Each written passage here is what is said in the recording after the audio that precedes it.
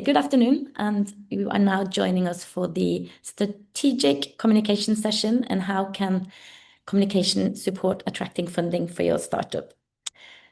And thanks to all of you who have been around for the pre-festival update, and for those who now joined us and don't know Bright Eye already, we are an early stage VC backing European founders building the future of learning and work, in very short.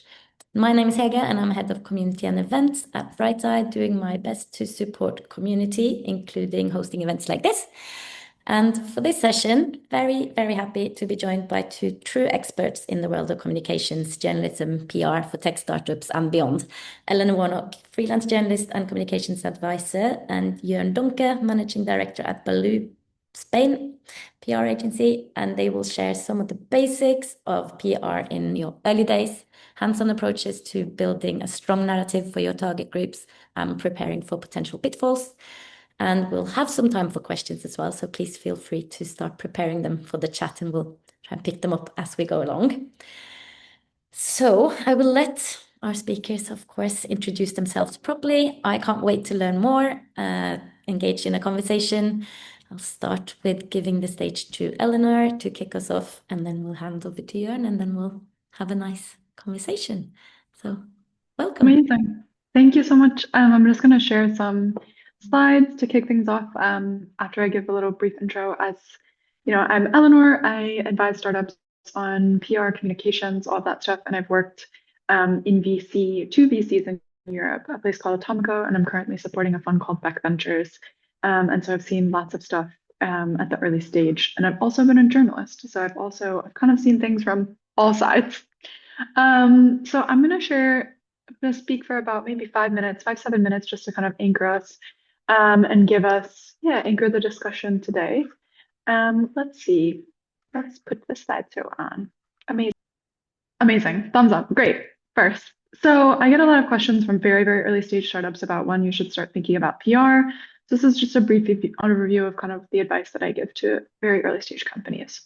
So first, what is important at the very earliest stages? And by the earliest stages, I mean, when you have a small team, you're like 10 people or even less, you're maybe raising your seed round or pre-seed, and you may or may not have product market fit yet. So what's important is just getting credibility with talent, investors, and customers. So you need to already be thinking about who your audiences are.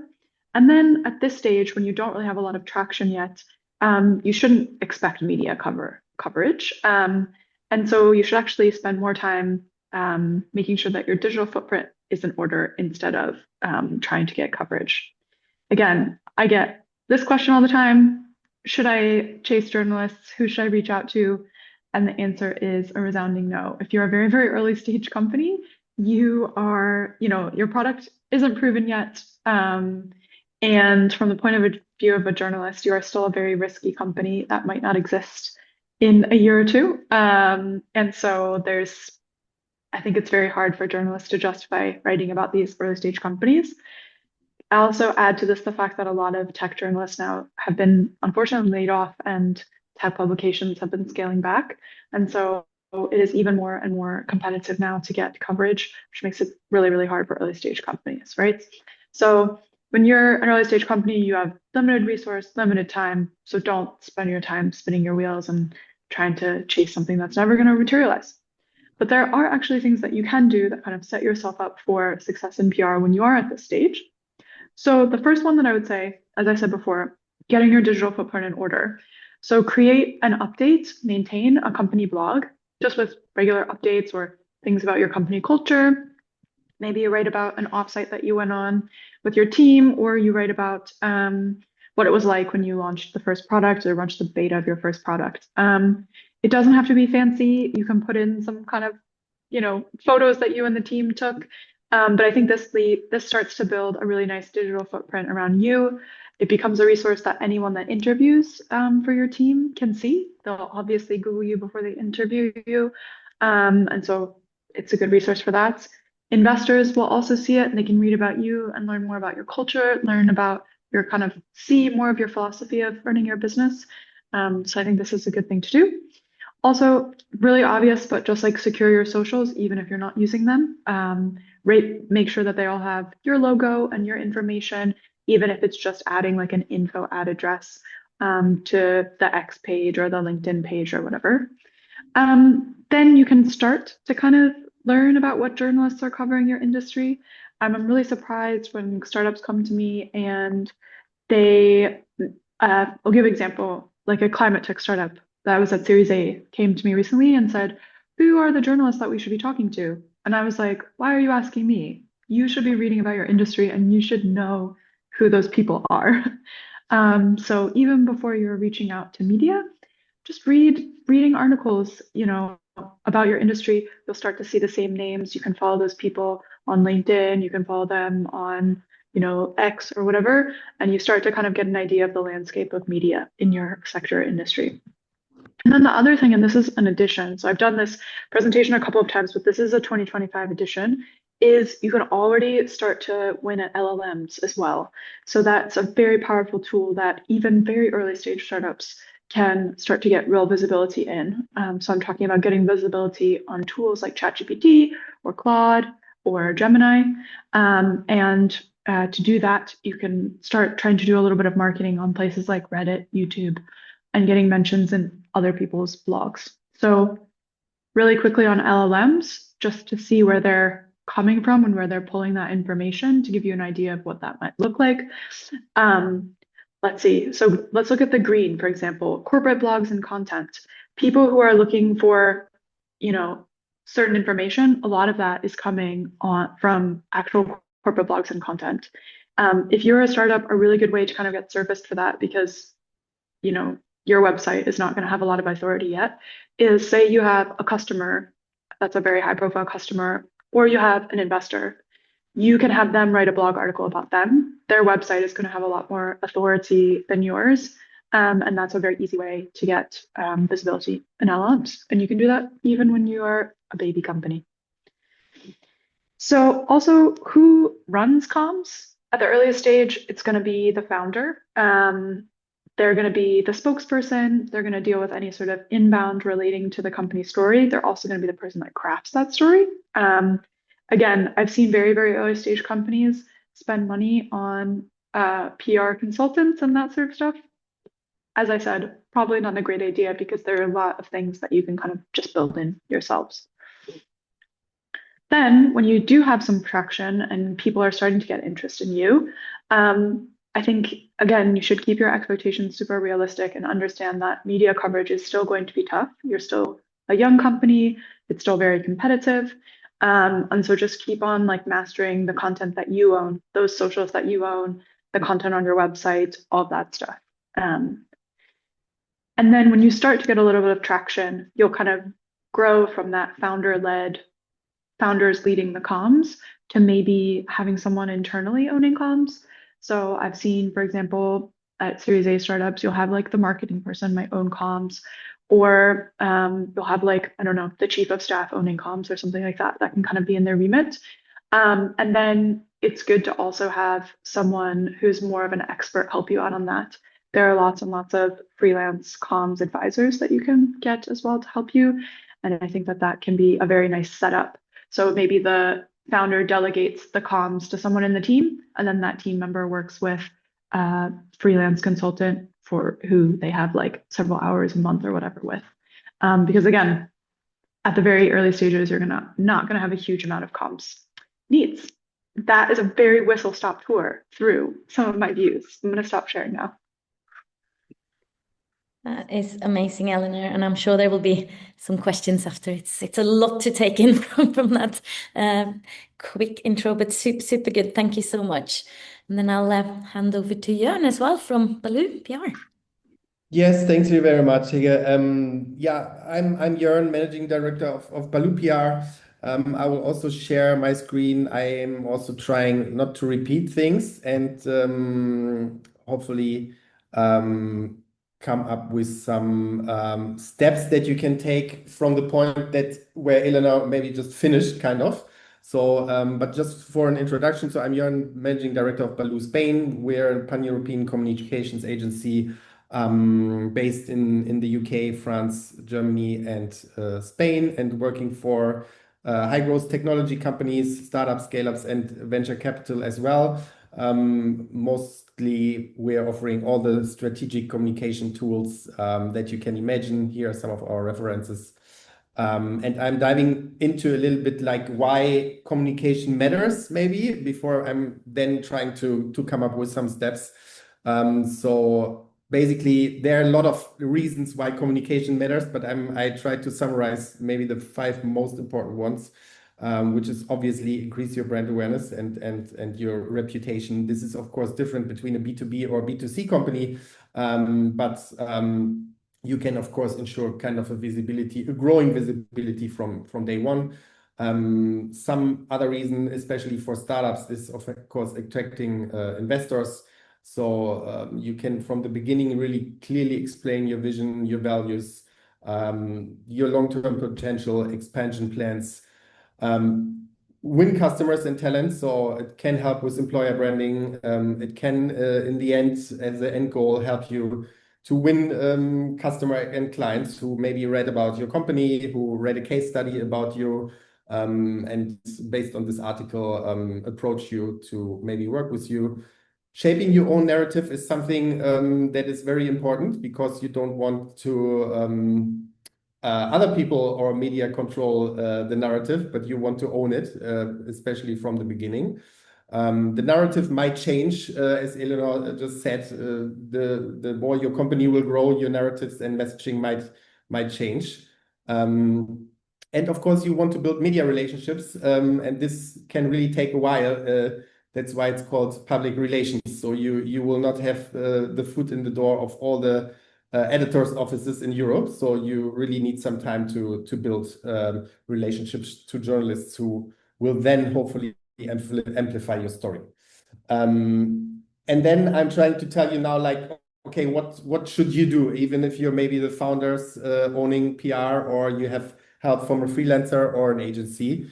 And the first thing I also ask people when they approach us is really, what do you want to do with PR, or what is your main goal you want to achieve with PR? And you should be very clear about your goals in terms of, like, are we looking for new investments? Do we want to raise more awareness among our customers?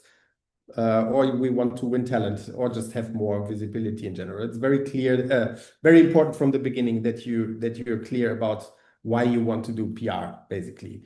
And in the second step, it's quite important to know your audience based on that goal. So you really need to ask yourself, who do you want to reach?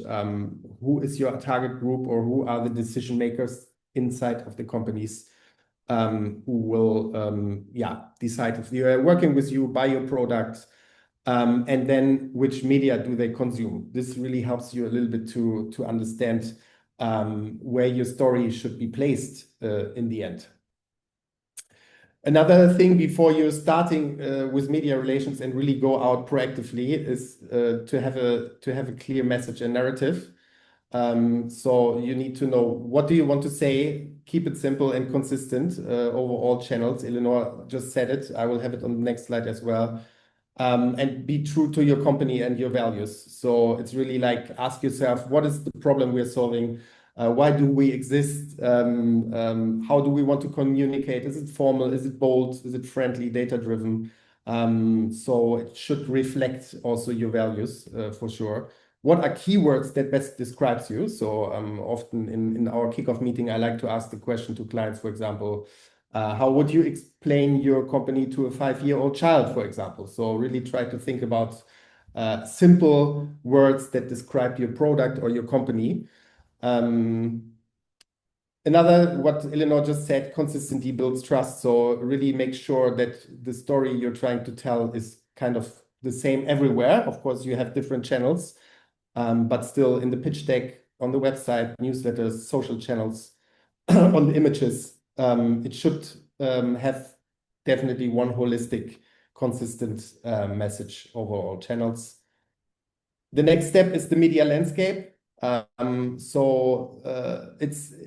have different media channels and media outlets out there. They play different roles. Business media, financial media helps you for credibility with investors, for example. Tech and IT media, you might communicate to your IT decision makers, while general media or lifestyle media helps you as a B2C company to reach maybe your buyer personas. So it's of course different, but still one example that I'm always talking about is really the trade media, which is often a little bit underestimated. So because everyone, I can understand people want to be in Sifted and they want to be in TechCrunch. But trade media might be often more important, especially for your B2B startup, than being in Sifted, because, for example, the CIOs, the technical directors, they are reading the IT or cloud media where you want to be in. And from my experience, I can also tell you that trade media often leads to possible new business or leads from what our clients told us, rather than being in the big tier one media. But on the other hand, it also is a good early stage to build credibility, because also tier one journalists, they will Google you when you are approaching them. And if they are finding some stories about you already in trade media, they might be more interested in talking to you if they're not finding anything about you on Google, for example. And one last thing to mention is really always balance news with education. It's for sure you want to highlight your wins, you want to highlight your success story and your growth and metrics. But in the end, it's a back and forth with journalists, so you need to have a meaningful relationship. And rather than only promoting and being yourself about your business, it's very important to bring some value to the journalist in terms of the insights and education you can deliver. And this is often made through trends to forecasts, anecdotes, and especially data is a good way to approach journalists and help them with great insights. So I will stop here. It was also a fast run through, but I think these are maybe the basics that you should keep in mind when starting with media relations. Wow, that is a lot in a short time.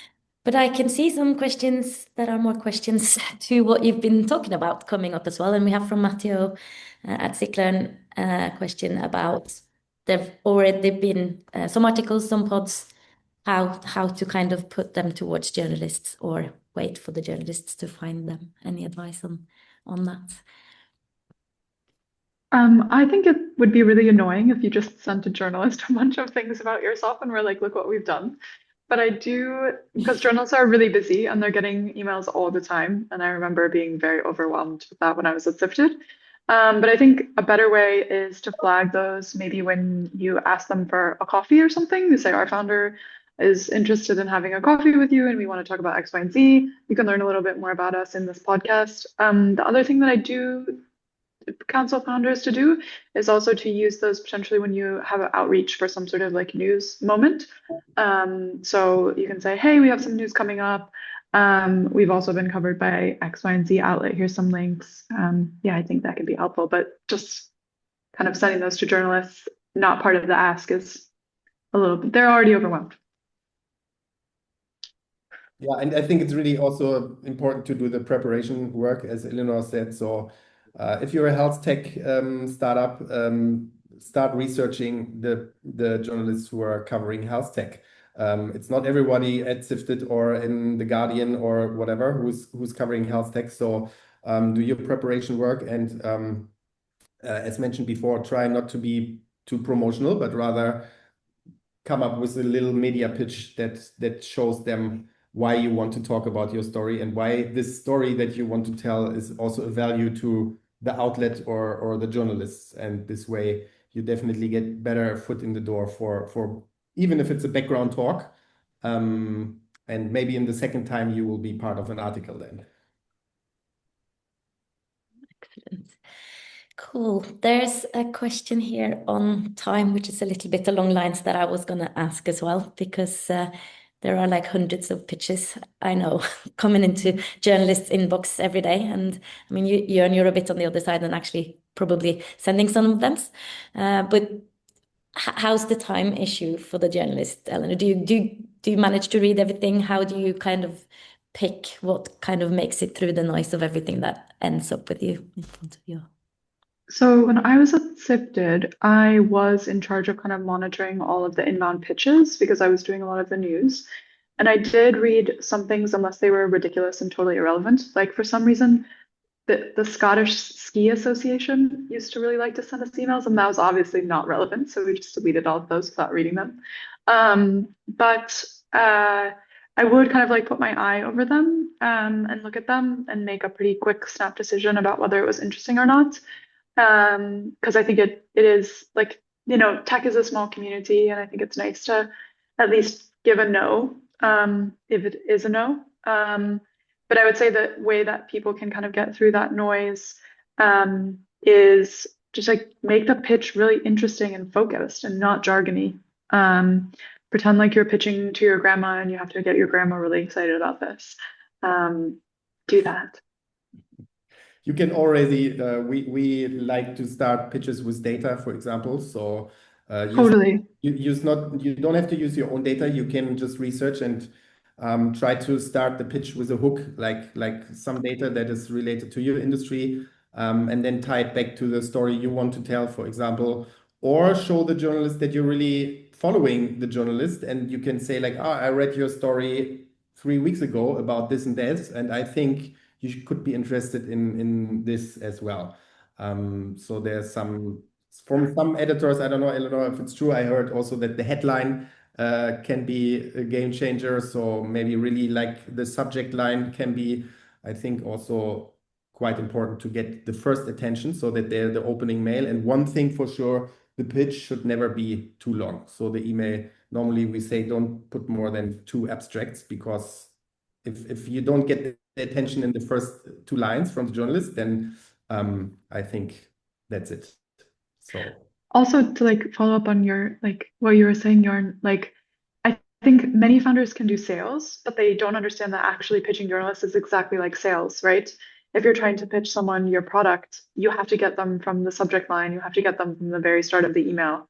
And it's exactly the same. So put your sales hat on when you're writing those emails, make them clear, crisp, compelling. Yeah, I guess a key issue that comes up again and again is the time. So if you need to catch the attention quite quickly and engagingly. Got a question from my colleague, and it's a little bit along the same lines of like differentiation, but like any top tips on pitching to trade outlets versus generalist outlets? Generalist, I suppose, generalist tech, I guess, in this context. I can start with that. Trade outlets, in my opinion, maybe the success rate is a little bit bigger. Trade outlets, definitely thought leadership is one of the tactics that works very well for trade outlets. One of the reasons might be that editors' offices at trade outlets are definitely smaller, so they are welcoming own written thought leadership quite well. Then case studies normally from the industry work well. So it differs from market to market. In Germany, for example, also double interviews work well as a case study. So having 2 executives from different companies working together. So this normally works for trade outlets. For tier ones nowadays, we are more working with news hijacking. So we are really looking at media titles. Having maybe a momentum where you can jump on. I'm just taking the blackout that happened in Spain. We have a company, a client that is from the solar industry. So that was a momentum with the solar industry where you can contact journalists based on the blackout, best case on the same day, and offering interviews and positioning you as an expert. Otherwise, I think like when we're talking about daily newspapers in the UK or big business outlets, either the news have to be very big or very relevant, or the partnerships is with whatever big US company. Otherwise, I think it's very hard to get in there. Or you have the other thing is the relationship building with the journalist, that you really have a very direct line to the person who might cover you. So to kind of jump on what you were saying, Jörn, I think the stuff about newsjacking is really interesting. So to kind of break that, like it's just as you said, if there's like a big general news event, like, a blackout or some sort of like weather event or something like this, it's just contacting journalists and providing your company's spokesperson to comment on that. I think that sometimes founders can be really intimidated by that because they think, oh, well, I'm not like necessarily an expert. They're going to ask me questions that are maybe outside of the expertise of my company. And I think as a founder, you just need to kind of be ready and confident to dive in. Another great example of the newsjacking and when that worked was back in the pandemic when I was working at Atomico, we had a company that was helping doctors reach out to their patients on SNS, right? And obviously that became super important when people couldn't go into the doctor's office. And in a weekend, they had like a little internal hackathon and they built a telemedicine, telehealth platform where people could also see doctors through like Zoom. And that was something that we kind of used and jumped on. There were a lot of journalists who were talking about how are patients going to get treated during the pandemic. And we just jumped on that. And what was great about the founders in that situation is they were able to take a little bit of risk and not just talk about their product and their company, but kind of give some more broader commentary on how they saw telemedicine going in the future and how they thought that the pandemic might reshape medicine in general and the relationship between doctors and patients. And so having those like really big macro views and being able to provide those is always also really helpful. So founders should not be scared of doing that because you can actually get a lot of cut through versus big companies where the CEOs are like so bound by stuff and they can't say a lot of things more broadly, right? So that's your opportunity to cut through. Or they don't have enough time because yes, true. when it's news hijacking really is based on being quick. So and journalists really need a statement in the next 2 hours. And if the big CEOs don't have time, it's your chance maybe to give a quote. And the article won't be only about you, but you might get quotes. You're mentioned, your company name is mentioned, and in the end, again, it helps for relationship building because the journalist might think of you again next time when he or she is writing about health tech or logistics and needs a quick statement, and then they might come back to you as well next time. Sounds good. Sounds like there are a lot of opportunities to actually catch journalist attention, not just with your specific news, but with kind of jumping on the wagon of others. But pulling it a little bit back to sort of your own, there's a couple of questions around like how to manage like different stages, different products, different sort of content within your company. Any advice on how to manage that? Like say you have a company that delivers products or services on different phases, how to kind of keep your message consistent, how much do you stretch your message in a way? If you have any advice on that. I think your news you were really spot on with this. Like it has to be consistent across everything, and I think people really forget, or founders and teams actually forget sometimes how much that consistency extends. Right? Sometimes when I have worked with startups, they've felt like, okay, great, we've come together with the marketing team and we're going to create this narrative and we're going to be consistent about our narrative. But it's not just marketing; it's also your sales team and what your sales team is saying in their sales deck. It's also what the person that's communicating with investors is saying in their deck, right? And so I think best practice for really early stage companies is to have some sort of process around creating that story where the founder and the leadership is involved, and then a process for making sure that that's reflected across all stages, all different like functions of the company. And I think obviously there's like parts of your story that you want to play up or you play down, right? If you're a salesperson, you're going to want to play up more about the product. If you're in investor relations, you're going to maybe want to play up a little bit more about traction or something like that, or customers that you're talking to are in the pipeline. But I do think that the core story remains the same.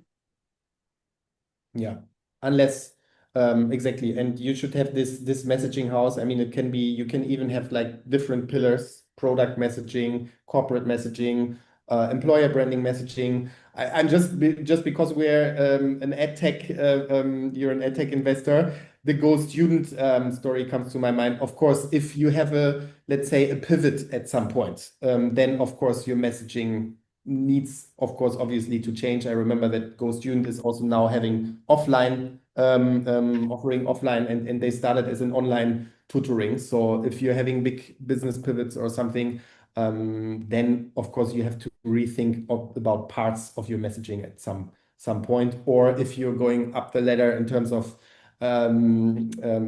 funding rounds, then maybe you approach high growth investors a little bit more differently than early stage investors. But these are slightly, I would say, slightly changes or differences.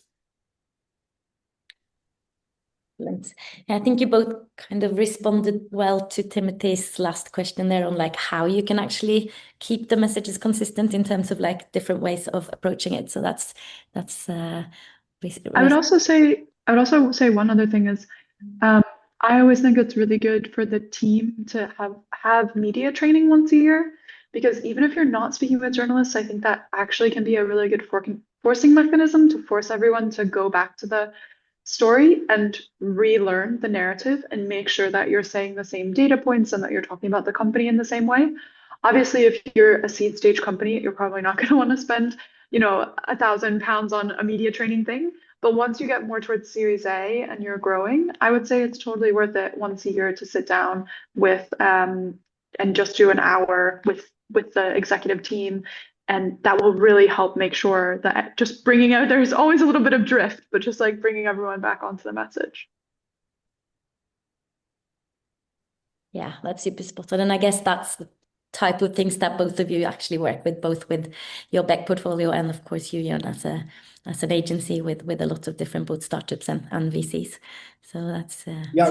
One thing I can only add, what we're doing in the beginning when we're kicking off is also talking to all the stakeholders. So we're talking to the CEO, half an hour to this CTO, CFO, and like Eleanor said, if you're talking to them, we're basically preparing a Q&A for them, and then going into this call and putting them into an interview situation. And everyone is sometimes using different wordings to answer our questions. So in that case, you can already see how the different departments maybe think about the narratives of your company.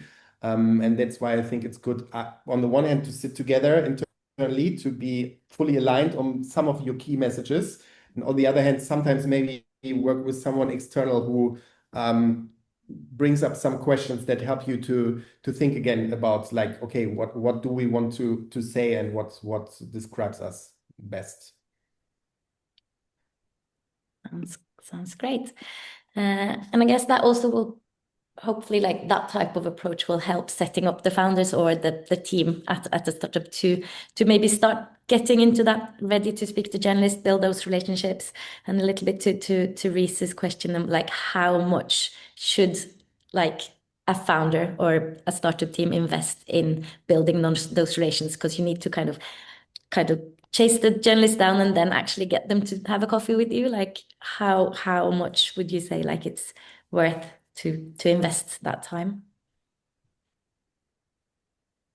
and how to get there? I think it can be really difficult with, early stage tech companies, unless it's a publication that really wants to cover those kind of companies. Yeah, but I think so. I think you need to have a little bit of traction. You need to have something to say. I think you need to think about when you start to build a relationship with a journalist, it's not just a one-way relationship, right? Let's come back to sales, right? You don't just want to say, buy my product, right? You want it to feel less transactional, right? So what kind of information or insight can you also give to the journalist? It is really a back and forth, and the contacts that journalists spend a lot of time with are the ones that are able to participate in that back and forth. So for example, I'm thinking about when I was at Sifted, there was a fintech founder, and I don't think we wrote about his company very much. Maybe we wrote about it when they raised or something like that. But he was always very spot on with like what was happening in the fintech industry and which companies were doing well and which companies were kind of poaching people from other companies. And so it was always really helpful to go for a coffee with him because he would have all this information to share. And then when he sent me an email and said, hey, we have some news or something coming up, I would be more predisposed to take a look at that and give a little bit more weight to that because I knew that, he was someone who helped me understand the industry better. So. Sounds good. Anything to add on that, Jörn? Yeah, I can only underline that. And of course, in the early stage phase, it's very difficult. Unless I think if it's a B2B company, or no, it doesn't matter. But I think if you can do your own steps as I described, it depends how much capacity you have internally. And there are options to do these first steps on your own and to really build the basics of PR.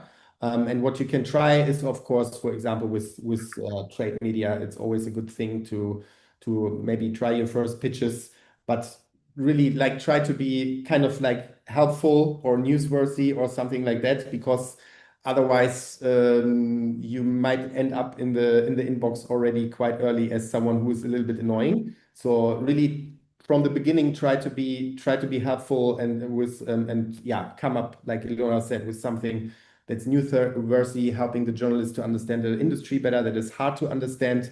For example, and don't just shoot out irrelevant news or something. So really try to be careful with relationships to journalists from the beginning.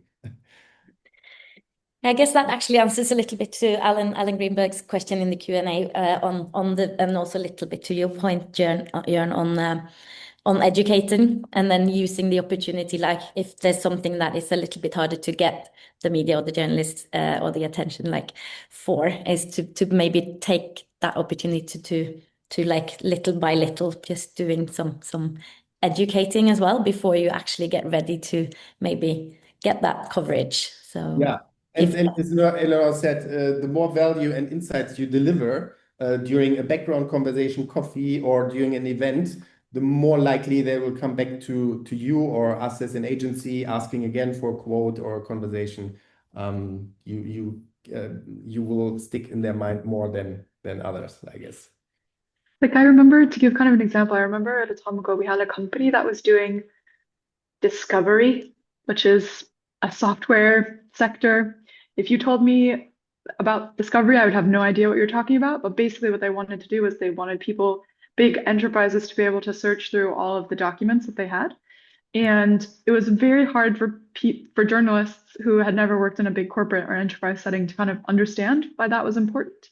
But the founder was always good about being like, think about all of the documents that you make in your company with all of the journalists and all of the recordings that you make of interviews, but you have no way to search through all of that and find insights from that. And the journalists would always be like, oh, wow, I actually get that. We do have a lot of documents around. And then that was like such a good way to kind of frame it in a very relatable way. And then the founder could talk about, oh, by the way, we're building this thing for enterprise to be able to let really big companies do that. So always try and think about how you can bring that story in an understandable, relatable way. Exactly. Yeah, it's all about education, isn't it? Yeah. Right. We're coming up to the end of our time. If you have any last comment that you want to share, just as an advice. If not, we'll just say a huge thank you to both, and we'll share the presentations after. Amazing. Thanks so much for having us. Thank you so much. And also from the bright side, we actually have a collection of content on PR. So I'll share a link to that so you can check it out. So we've had good help for both of the panelists on putting that together. So thank you so much. Amazing. Bye-bye. Yeah.